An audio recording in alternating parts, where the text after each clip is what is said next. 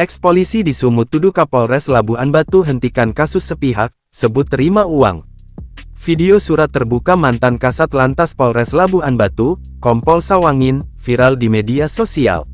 Dalam video tersebut, Sawangin menuduh Kapolres Labuan Batu, AKBP Benhat El Malau, bertindak tidak profesional dengan memberhentikan kasus pidana yang dilaporkannya secara sepihak. Maaf kepada Jenderal, saya mau melaporkan tentang ketidakpatuhan atau ketidakprofesionalan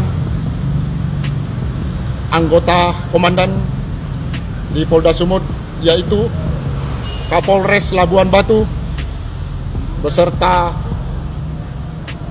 Panit Reskrimnya serta juru periksanya. Sawangin menjelaskan, peristiwa ini bermula ketika dia melaporkan perkara pidana yang dihadapinya ke Polres Labuan Batu. Ia juga telah menyerahkan 2 alat bukti kepada penyidik. Namun proses penyidikan tidak dilanjutkan dan kasusnya justru dihentikan. Pak Kapolres Labuan Batu secara sepihak menghentikan perkara saya dengan SP3. Apa dasarnya Pak Kapolres menghentikan perkara saya? 2 alat bukti sudah cukup.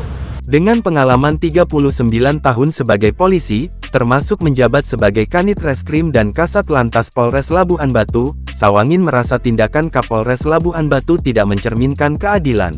Polres Labuan Batu bukan berpihak kepada kebenaran, bahkan memihak kepada yang si terlapor yang saya adukan. Dalam narasi video, Sawangin menyebutkan, dugaan ketidakberpihakan itu semakin kuat setelah ia menerima informasi bahwa Kapolres bertemu dengan seorang pengusaha di sebuah restoran di Danau Toba, Kecamatan Parapat, Kabupaten Simalungun. Pengusaha tersebut diduga menyerahkan uang kepada Kapolres agar kasus Sawangin dihentikan.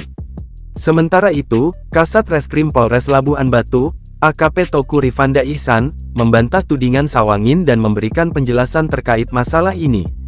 Rifanda menjelaskan, Sawangin melaporkan dugaan penipuan yang dialaminya ke Polres Labuan Batu pada 2024. Kasus ini berawal ketika Sawangin, yang saat itu masih menjadi anggota Polri aktif, mengundurkan diri untuk mengikuti pemilu legislatif DPRD Kabupaten Labuan Batu. Dalam proses pencalonan itu terjadi dinamika internal antara Sawangin dan Tommy terlapor, yang diusung oleh partai yang sama. Kemudian ada kesepakatan dari Sawangin untuk memberikan uang kompensasi sebesar 20 juta kepada Tommy, jelas Rifanda dalam keterangan tertulisnya, Rabu, tanggal 20 November tahun 2024. Rifanda tidak merinci kesepakatan yang dimaksud, namun menjelaskan bahwa setelah hasil pemilihan legislatif keluar, Sawangin tidak terpilih, sementara Tommy menjadi pemenang. Pada tanggal 18 Februari tahun 2024, melalui kuasa hukumnya, Sawangin melakukan somasi kepada Tommy agar uang 20 juta dikembalikan karena dianggap tidak sesuai dengan kesepakatan awal, ungkap Rifanda.